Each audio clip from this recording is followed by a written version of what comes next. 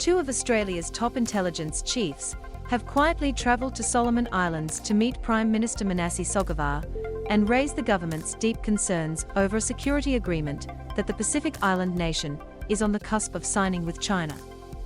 Key points. The heads of the Australian Secret Intelligence Service and the Office of National Intelligence met with Prime Minister Sogavare on Wednesday. The heads of the Australian Secret Intelligence Service and the Office of National Intelligence met with Prime Minister Sogavare on Wednesday. Mr. Sogavare's office said they discussed Australia's core security concerns about the broadly worded security agreement. Mr. Sogavare's office said they discussed Australia's core security concerns about the broadly worded security agreement. There was no indication that Mr. Sogavare's government is willing to abandon the deeply contentious agreement with China.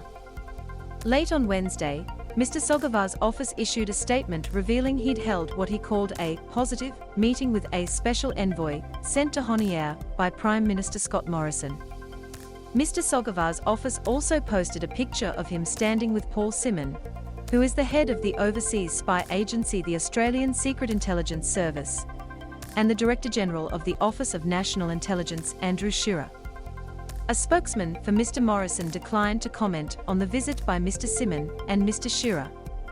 But Mr. Sogavare's office said the men discussed Australia's core security concerns about the broadly worded security agreement, which Australian officials and politicians fear could lay the legal groundwork for a Chinese military presence in Solomon Islands in the future.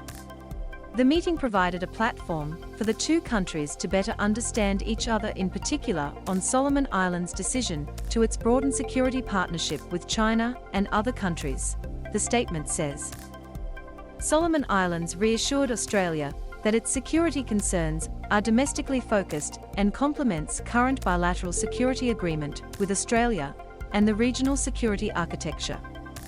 The statement called the meeting a Talanoa session, using a word which means an inclusive and transparent dialogue designed to share perspectives and reach agreements based on mutual respect. It also declared that Australia remains our partner of choice and said trust was being cemented between the two sovereign states. But there was no indication in the statement that Mr. Sogavare's government is willing to soften its position or abandon the deeply contentious agreement with China. China's government has berated Australia for publicly criticising the deal, accusing it of paranoia and trying to undermine the sovereignty of Solomon Islands. Solomon Islands firm on position. The statement pointedly says that China remains an important trading partner for both countries and makes it clear that the government is not prepared to abandon efforts to strike security pacts with more countries. Prime Minister Sogavare assured Australia, Solomon Islands will continue to roll out the implementation of its national security strategy and uphold its foreign policy of friends to all and enemies to none, it reads.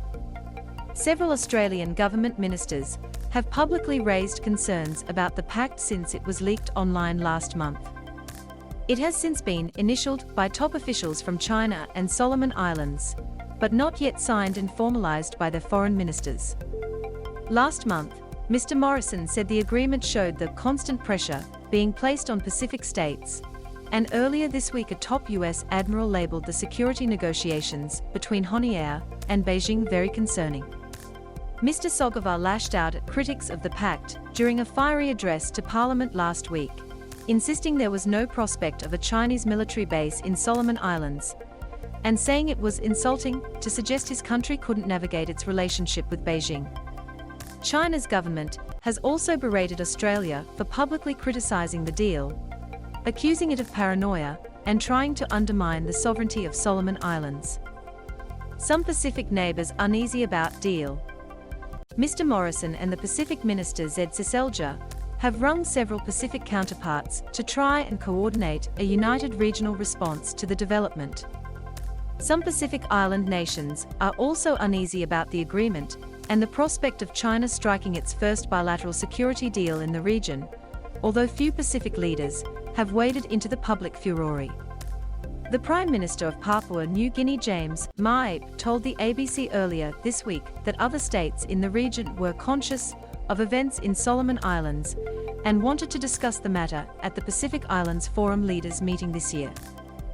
Samoa's Prime Minister Naomi Matoafa also did not criticize the Security Pact, but said Pacific Island countries had to hammer out a collective response to growing geopolitical competition in the region. That is why we from Samoa have been pushing for the forum to quickly come together and to be looking at these issues growing and deepening in our region, she said. The controversy over the agreement has also stoked domestic political controversy in Australia. The government has denied Labor's declaration that Australia was blindsided by the leaked deal, with Deputy Prime Minister Barnaby Joyce saying Australian intelligence agencies were all over what was happening. Foreign Minister Marise Payne also told Senate estimates that Australia had been aware of security negotiations between China and Solomon Islands for quite some time, although she conceded she only learned about the specific agreement when the draft was leaked publicly.